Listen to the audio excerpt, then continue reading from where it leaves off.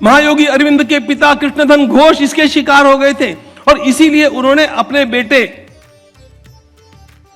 अरविंद को और बारिंद्र को, जो 5 और 7 वर्ष के थे, इसलिए लंदन भेज दिया कि कहीं भारत की इस बदबू की एक भी झलक इनको प्राप्त न हो, वे एकदम यूरोपियन बन जाए। ये सारा स्लेविश मेंटालिटी का आविष्कार जो हुआ ना, इसका मूल कारण ये अंग्रेजी शिक्षा थी, ये अंग्रेजी दृष्टि थी और इससे बाहर आना बहुत कठिन था, बहुत कठिन था। अभी भी हम पूरी तरह नहीं आए हैं, अभी तो हमने आने का प्रयास आरंभ किया है। लेकिन एक बात ध्यान रखना, समय की सीमा में मुझे बोलना है, एक बात ध्यान रखना, हमारी भारत की परंपरा की ओर देखिए और अपनी भाषा में देखिए, तब जाकर के पता चलेगा, तब जाकर के पता चलेगा सारे संसार को ज्ञान की सारी शाखाओं का प्रक्षेपण जो किया गया वो भारत से किया गया। Light has always come from the east, ऐसा कहा जाता था। स्वामी विवेकानंद ने कहा light has always come from east नहीं, light has always come from India, India and India alone. ये ज्ञान से प्रकाशित देश था। एक सादी बात पूछूं, बोलने के विषय बहुत है मित्रों, समय सीमित है। 6 महीने पहले पुणे के लगभग 300 चार्टर अकाउंटेंट्स मेरे सामने बैठे थे और मुझे बोलना था। मैंने उनसे पूछा, मैंने उनका अभिनंदन तो किया ही किया जो करना था, लेकिन मैंने कहा कि धन कैसे कमाना, उसकी व्यवस्था कैसे करना और फिर दूसरा भी एडजस्टमेंट कैसे करना, ये सब आप लोग तो जानते हैं। मैंने कहा कमाए हुए धन का खर्च कैसे करना, मैंने धन कमाया उसको खर्च कैसे करना, इसके बारे में आपके पास क्या सूत्र है? धन कमाने से जीवन सफल होता है, लेकिन धन कैसे खर्च करना ये जिसको पता होता है ना, उसका जीवन सार्थक होता है मित्रों। जीवन केवल सफल होकर के नहीं चलता, वो सार्थक भी होना चाहिए। और वो सार्थक तब कहा जाएगा जब जीवन के अंत में व्यक्ति को लगेगा yes I did live a significant life, मैंने कमाया, मैंने उसका यथा योग्य उपयोग भी किया। उसके बारे में क्या गाइडेंस आपके पास? एक भी चार्टर अकाउंटेंट को इसका कुछ पता नहीं है। मैंने कहा भारतीय शिक्षा पद्धति में क्या बतलाता हूं आपको, ये श्रीमद् भागवत का श्लोक बतलाता हूं आपको। भगवान श्री कृष्ण ने उद्धव जी से कहा कमाया हुआ धन कैसे खर्च करना चाहिए, उसके 5 कैटेगरीज कैसे होनी चाहिए, उसका क्रम बदल करके बोलता हूं ताकि आपको वो सरल लगेगा। धर्माय यशसेर्थाय आत्मने स्वजनाय च पंचधा विभजन वित्तम इहा मुत्र च विंदते। सबसे पहली बात भगवान ने बताई है कि जो कमाया हुआ धन है उसमें से एक निश्चित हिस्सा अधिक धन कमाने के लिए लगाना चाहिए। आपका आज का नेट प्रॉफिट जो है उसका बड़ा हिस्सा आपको पहले अधिक धन कमाने के लिए लगाना चाहिए। अर्थाय, फिर कहा कुछ धन आपको अपने घराने का नाम रोशन करने के लिए लगाना, यश से कीर्ति बढ़नी चाहिए। धर्माय यश से अर्थ, इसलिए हमारे यहां पर धर्मशालाएं बनती थी, दादाजी का नाम दिया है। घाट बनता था, वहां किसी का नाम दिया है, यह यश है। धर्माय यश से अर्थाय, फिर कुछ कर्म ऐसा करना चाहिए, कुछ दान ऐसा करना चाहिए जो किसी को पता नहीं है। कीर्ति को बढ़ाने के लिए कुछ दान किया जाए, यह एक बात हो गई। लेकिन कुछ दान ऐसा भी होना चाहिए कि जिसका किसी को पता नहीं, वो शुद्ध दान है, वो धर्माय। धर्माय यश से अर्थाय, फिर कहते हैं अपना जो परिवार है, my own and my extended family, उनके लिए मैंने क्या खर्च किया, इसका विचार होना चाहिए। और फिर कुछ स्वयं के लिए भी खर्च करना चाहिए। इन पंचधा विभजन वित्तम इहा मुत्र च विंदते, जो इस प्रकार से वित्त का व्यय करेगा उसे कभी भी पछताना नहीं पड़ेगा। अब इसका परसेंटेज वाइज कैसे बदलता है आयु के अनुपात में, उतना विस्तार करने का आज का समय नहीं है। मुझे बतलाना आपको केवल इतना है कि हमारी प्राचीन शिक्षा पद्धति में और हमारी प्राचीन जीवन पद्धति में मनुष्य के छोटे से छोटे बिंदु का विचार किया गया, उसकी छोटी से छोटी आवश्यकता का विचार किया गया, उसमें यथा योग्य ऐसा मार्गदर्शन किया गया जिसके कारण उसे जीवन में कभी पश्चाताप नहीं करना पड़े। और इसका कारण क्या था? इसका कारण यह था कि हम लोगों ने इन सारी बातों के नीचे धर्म का अधिष्ठान माना। जब धर्म कहते हैं ना, तो कभी कभी लोगों को पूजा पद्धति याद आती है। पूजा पद्धति धर्म का एक अंग है मित्रों, ध्यान रखना। धर्म का अनुवाद हम लोग रिलीजन के रूप में करने लगे, वहां से सारी खटपट आरंभ हो गई। धर्म का अनुवाद अंग्रेजी में हो सकता नहीं। ऐसे अनेक शब्द हैं जिनका अनुवाद अंग्रेजी में हो नहीं सकता। उसमें प्रधान शब्द धर्म है, इट्स नॉन ट्रांसलेटेबल। हो सकता है क्या? अभी पितरों के दिन चले हैं, आप सब लोग पितरों का श्राद्धादिक कर्म जानते हैं। मैं सादा अंग्रेजी वाक्य बोलता हूं, आप उसका, मैं सादा हिंदी वाक्य बोलता हूं, आप अंग्रेजी अनुवाद कर दीजिए। मैंने पिताजी का पिंडदान किया, पिताजी के लिए मैंने पिंडदान किया। अब बताइए इसका पिंड का हाउ टू ट्रांसलेट पिंड? Is it a rice ball? It's not a rice ball, it's much more than that.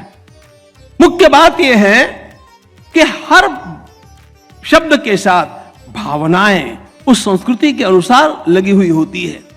इसलिए जो श्राद्ध कहते हैं तो हमारा मन श्रद्धा से भरता है। पिताजी का पिंड यह एक अत्यंत श्रद्धा का विषय होता है। उसी प्रकार धर्म पूजा पद्धति नहीं है, धर्म का एक छोटा अंग पूजा पद्धति है। धर्म क्या है इसको ध्यान में लीजिए। जिस धर्म को ध्यान में लेकर के भारतीयों ने आध्यात्मिकता को हमारी सारी क्रिया पद्धति का अधिष्ठान बना दिया, वो धर्म क्या है? इट्स बैलेंस अमंग्स 4 प्रिंसिपल्स: व्यष्टि, समष्टि, सृष्टि और परमेष्टि। व्यक्ति, समाज, प्रकृति और परमात्मा, इन चारों के बीच में पूरी तरह का संतुलन रहना, इसके लिए जो तत्व है उनका नाम धर्म है। इन चारों में संतुलन होना चाहिए। Man is the measure of all things, ऐसा कहकर के हमने मनुष्य को अधिक महत्व दिया और हमने पशुधन का नाश किया, हमने प्रकृति का नाश किया। इसका परिणाम आज सारा संसार भुगत रहा है। अब पर्यावरण कर रहे हैं, अब पेड़ लगाओ, पेड़ काटे किसने? भारतीय परंपरा की ओर देखिए। भारतीय परंपरा ने जो अध्यात्म कहा है, वो अध्यात्म केवल हाथ में माला लेकर के जप करने वाला अध्यात्म नहीं है। आपको पुष्पों से प्रेम करना चाहिए, पौधों से प्रेम करना चाहिए, फूलों से प्रेम करना चाहिए, पशुओं से प्रेम करना चाहिए, प्राणी सृष्टि से प्रेम करना चाहिए। इन सब की ओर आपको आत्मीयता की भावना से देखना चाहिए। जब मैं आत्मीयता की भावना से मेरे पास आने वाले हर व्यक्ति को देखूंगा, हमने परमात्मा को केवल वैकुंठ में नहीं देखा। भगवान कहां विराजमान है, इसका उत्तर हमारे भारतीय मनीषियों ने यही दिया: ईश्वर सर्वभूतानां हृद्देशेर्जुन तिष्ठति। वो सबके अंतरंग में विराजमान है और इसलिए मेरे पास आने वाले हर व्यक्ति को मैं संतुष्ट करके भेजूं।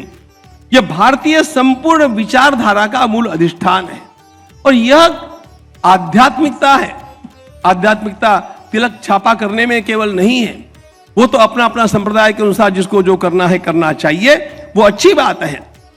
किंतु मूलतः परस्पर देवो भव, सबके भीतर एक चैतन्य विराजमान है। रेवरेंस फॉर क्रिएशन, ये मूल बात है।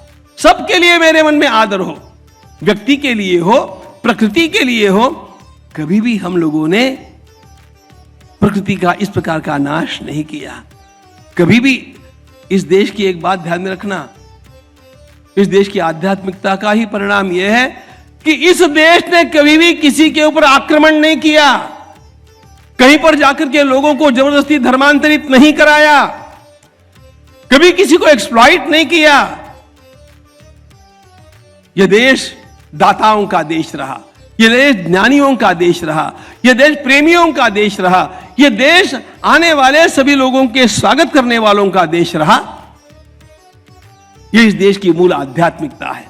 और इसीलिए सर्वे भवन्तु सुखिनः, सर्वे सन्तु निरामयाः, सर्वे भद्राणि पश्यन्तु, मां कश्चित् दुःख भाग् भवेत्, यह इस देश का डिंडिम रहा।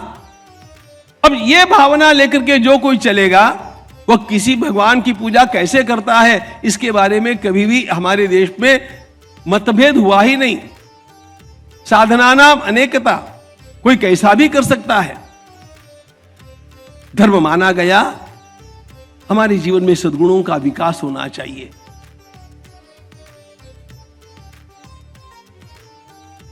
भगवान मनु ने धर्म की क्या व्याख्या की है? द्युतिक्षमा दमोस्तेयम शौचम इंद्रिय निग्रह धीर विद्या सत्यम अक्रोधा दशकम धर्म लक्षणम। द्युति, क्षमा, दमः, अस्ते, ये सारे सद्गुण हैं। इन सद्गुणों के विकास को धर्म कहा। भगवत गीता में आप सद्गुणों की 5 सूचियां पढ़ेंगे।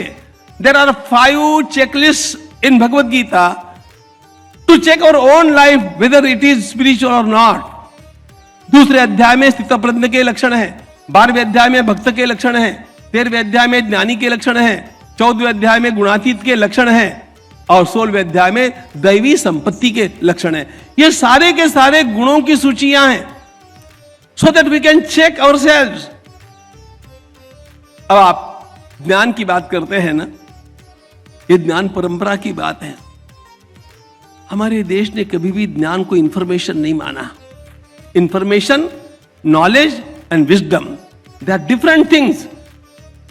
एक सच्ची बात बताऊं, आज की इंफॉर्मेशन की जो बात है ना, आज का सारा हमारा नॉलेज सिस्टम, यदि वो प्राचीन नॉलेज सिस्टम में अपना रहा ना, अभी जो चल रहा है, तो इररिलेवेंट हो गया।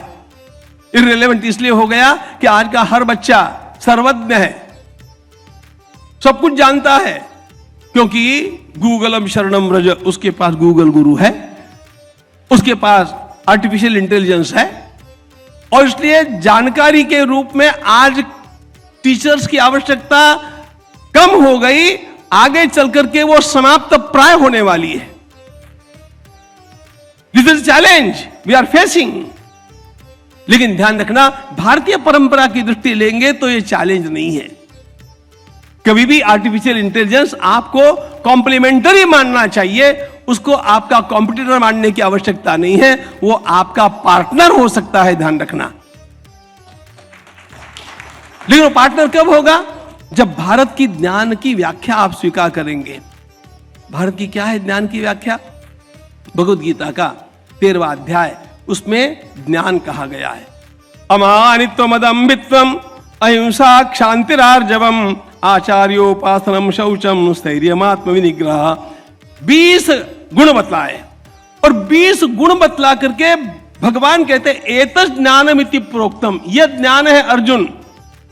इंफॉर्मेशन इज डिफरेंट, ज्ञान इज डिफरेंट। यदि आपने पढ़ा होगा तो जरा सोक्रेटिस को याद कीजिए। ग्रीक फिलॉसफी मैंने आरंभ में पढ़ी थी। सोक्रेटिस का एक वाक्य था, knowledge is virtue. Knowledge is virtue यानी क्या? सत्यम वद, मैंने सुन लिया, सत्य बोलना चाहिए, यह ज्ञान नहीं हुआ। यह मैंने पंक्ति पढ़ ली, वो सत्य जब मेरे जीवन में आएगा तब मैंने सत्यम वद जाना, यह मेरे जीवन में उतरना चाहिए। Knowledge is virtue. आपको इस बात का ज्ञान है, यह आपको बोल करके दिखाने की आवश्यकता नहीं है, आपके व्यवहार से पता चलना चाहिए कि आपने क्या क्या समझ लिया है। यह जो आचार पद्धति है, यह आचार पद्धति टीचर बनकर के नहीं लाई जा सकती, यह आचार पद्धति गुरु बनकर के ही लाई जा सकती है। क्योंकि एक गुरु, हमारे गुरुकुलों में हम 48 गुरुकुल चलाते हैं, 48 in North India, right from Jammu to Manipur. We are running 48 Vedic schools and they are all Vedic Gurukulas, जहां पर अध्यापक छात्रों के साथ रहते हैं किस लिए? हम भी ऐसे ही पढ़े हैं। उसका परिणाम क्या होता है? स्कूल में आकर के, क्लासरूम में बैठ करके जो पढ़ना है, रटना है, वो तो एक बात है, लेकिन छोटा बालक देखता है मेरे गुरुजी चलते कैसे हैं, वो बोलते कैसे हैं, वो बड़ों के साथ व्यवहार कैसा करते हैं, वे छोटों के साथ व्यवहार कैसा करते हैं। ये जो गुणों का एक दूसरे में संक्रमण है ना, ये समीप रहे बिना नहीं होता। इसलिए मैं आपसे प्रार्थना करूंगा कि ये अंग्रेजी का टीचरशिप छोड़ दीजिए और भारतीय गुरु बन जाइए। ये बहुत बड़ी आवश्यकता है।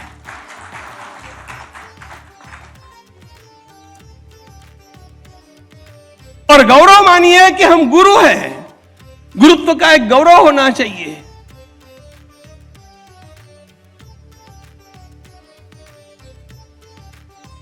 गुरु केवल इंफॉर्मेशन नहीं देता, गुरु जीवन देता है, जीवन की दृष्टि देता है।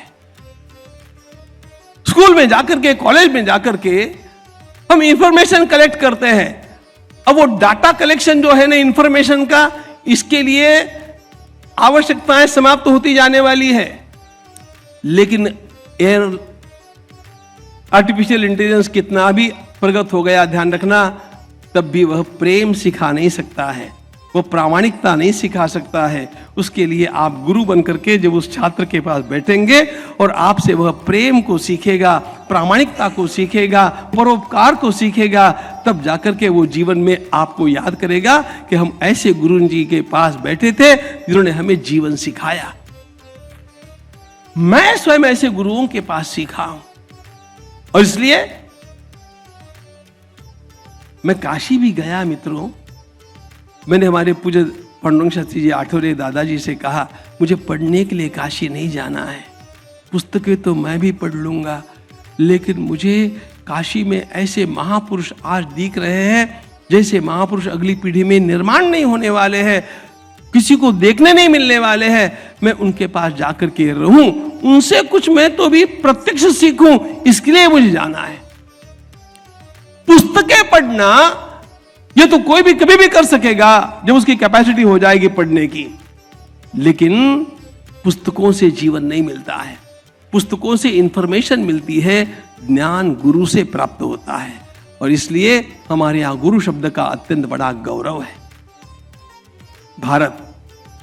भारतीय ज्ञान परंपरा हर क्षेत्र में कितनी महान रही, चाहे वह आयुर्वेद का क्षेत्र है। एक बात ध्यान में रखना मित्रों, संस्कृत भाषा को कृपा करके आप धर्म की भाषा मत समझना। संस्कृत भाषा ज्ञान की भाषा है, विज्ञान की भाषा है। सारे विज्ञान के ग्रंथ हमारे संस्कृत भाषा में आपको मिलेंगे। नासा अभी पिछले वर्ष जिस एक ग्रंथ की खोज कर रहा था, भारद्वाज विमान शास्त्र की खोज कर रहा था, मैंने अपने अध्ययन काल में 40 वर्ष पहले उसको, 45 वर्ष पहले उसको हमारी गोयनका लाइब्रेरी में काशी में उस ग्रंथ को मैंने पढ़ा था। भारद्वाज का विमान शास्त्र, 14 विद्याएं, 64 कलाएं, भारत में क्या नहीं था। बस मैं केवल एक प्रार्थना आपसे करूंगा, अधिक समय मुझे लेना नहीं चाहिए, शायद मैंने अतिक्रांत भी कर दिया है समय का, लेकिन आप जैसे लोगों के सामने पुनः बोलने का मौका मुझे कब मिलेगा पता नहीं। आपसे मैं प्रेम से प्रार्थना करूंगा, विश्वास रखिएगा, हमारा देश संसार में सबसे ऊंचा रहा है। विश्वास रखिएगा, हमारा देश संसार में आगे चल करके भी सबसे ऊंचा होने वाला है। उस महान भारत के निर्माता बनने वाले हैं। बस उसके लिए जो आवश्यकता है वो इंडियन नॉलेज सिस्टम को, भारतीय ज्ञान परंपरा को आदर से देखने की, उसके भीतर घुस करके उसका अध्ययन करने की, और जो प्रामाणिकता से मैंने प्राप्त किया है वो लोगों के सामने लाने की आवश्यकता है। और आपके यहां के इस सम्मेलन में, इस कॉन्क्लेव में यही काम करने वाले हैं, यही विचार मंथन करने वाले हैं। आपका यह विचार मंथन सफल रहे और अपने आप ही ये विचार मंथन आपको भी प्रकाश दे और आपके माध्यम से मेरे देश को प्रकाश दे। इस प्रकार की शुभकामना आप सभी के लिए अभिव्यक्त करता हुआ और आप सभी का अभिनंदन और आपके भीतर जो ज्ञान विराजमान है उसका अभिवादन करता वाणी को विराम देता।